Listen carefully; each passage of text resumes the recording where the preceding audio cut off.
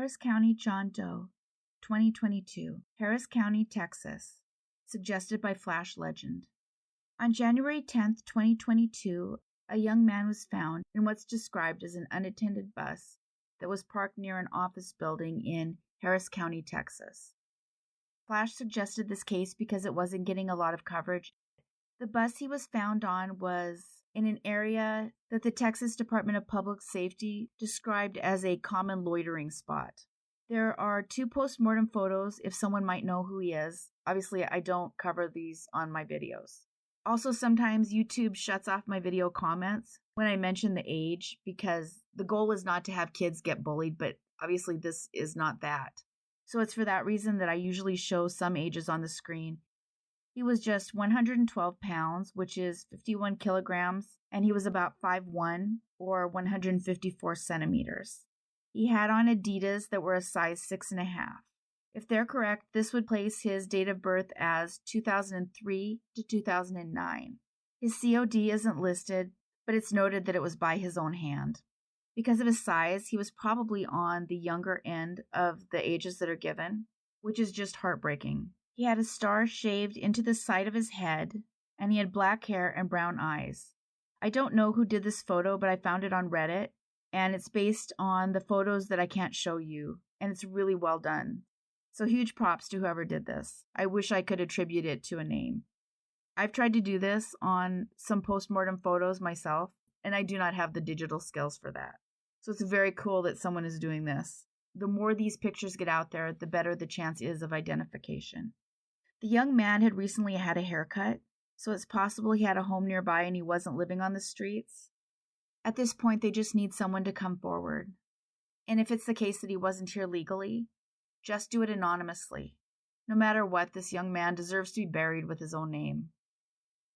If anyone's feeling hopeless, all you have to do is dial 988. That's it. They're open 24 hours a day, and it will transfer you to the nearest crisis line. There's no shame in reaching out for help. The Harris County John Doe has gone unidentified for just over a year. The Dallas County John Doe, February 1999. The Dallas County John Doe was found on the shoulder of a highway running through Dallas, Texas, on February 6, 1999. The authorities believe he'd been there for about 3 weeks, and he was found wrapped inside of a blanket. They believe he was 50 to 60, which would place his date of birth around 1939 to 1949. They believe he was a white man who was around 5'11" and 150 pounds. For those in other countries, that means he was around 180 centimeters tall and 68 kilograms. His hair was white and it was receding. He had no tattoos or scars.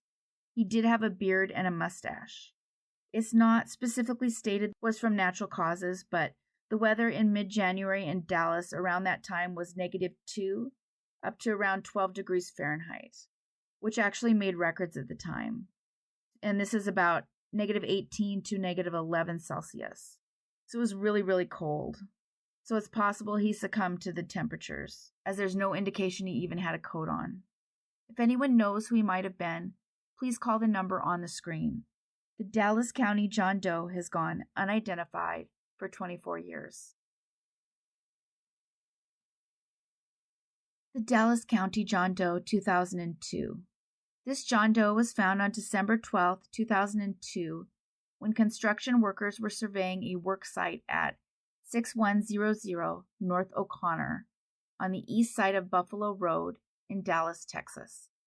When the investigation team arrived, they had found 7 garbage bags, and the contents of those garbage bags were that of a human being.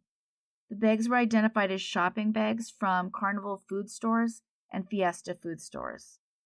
So I'm assuming by garbage bags they mean the small plastic bags that you usually get your food in. They were not able to, however, find the person's skull. And the weird thing is they got yet another call 4 days later, and inside was the man's skull. There's a theory that it had been there and that it was dogs who had moved that final piece somewhere else.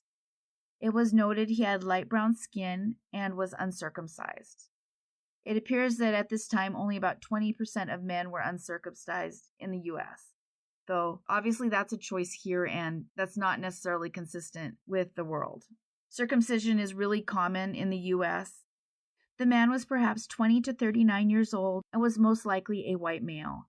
He had straight black hair and he was around 5'6", 120 to 140 pounds or 167 centimeters and 54 to 63 kilograms. They were unable to determine his eye color. This would mean his loved ones are searching for someone born around 1963 to 1982. And that is if the postmortem interval is 1 month, meaning he'd been there 1 month before he was found. Sometimes they're incorrect and that would shift it back then. What is also unfortunate to me is that I was looking at Texas cases to highlight, and a lot of them don't have any sort of recreation at all. I've had a lot of complaints about using stock photos. So if you guys could just comment, do you want me to cover cases without pictures? I would have to use stock photos. I have to put something on the screen.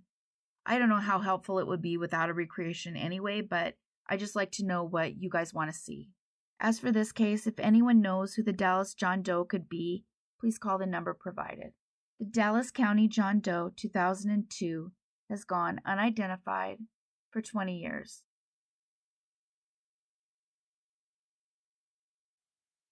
If you are at all interested in helping crowdfund John and Jane Doe cases, I've provided links to the DNA Doe Project and DNA Solves below. Both of those allow you to pick the cases you help fund.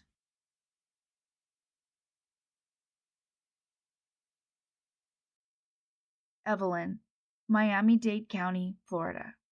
On December 27, 1973, someone who is only identified as her friend found our Jane Doe lying on her back in the residence where she'd been staying.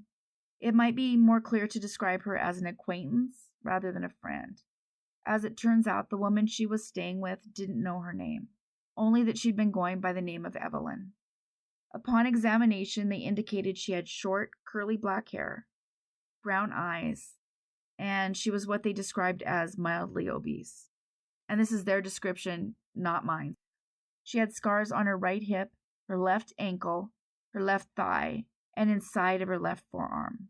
She had other scars and healed abrasions on her lower legs, as well as a burn on her right forearm. She was noted as having fatty liver disease, which can be caused by alcohol abuse, but it also is affected by people who are overweight. She had pancreatic fibrosis, which doesn't have a clear cause that I can see, but it can cause severe abdominal pain that's not reversible outside of an early diagnosis. She was likely 45 to 55, which in 1973 would mean she was born 1918 to 1928.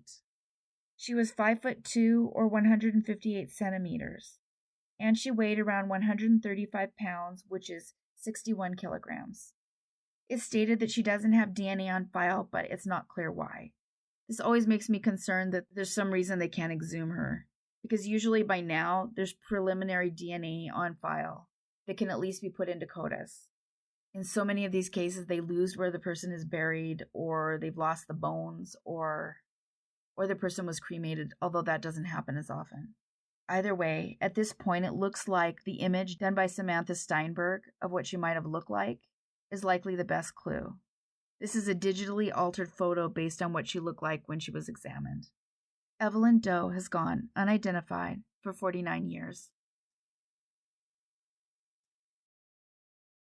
Huge thanks for watching all the way to the end, and a big thanks to all of you who consistently like and comment on the videos. Whether you leave a full comment or an emoji, it makes a huge difference.